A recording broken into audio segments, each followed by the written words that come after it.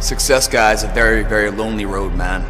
Very few people are willing to endure the pain, the sacrifice, and due diligence to be successful. It's an uphill battle. And along that road, you're not going to see too many friends. You're going to see your shadow most often. You got to trust in the heart of hearts. Inside what you're doing, what you believe in is a worthy cause, a winnable fight. See, the thing is, for many people, they've tried the same path you're on, and they failed. The difference between a winner and a loser, the failure's there every single time. It's just the winner gets back up and does it again, and does it again, until it goes his way.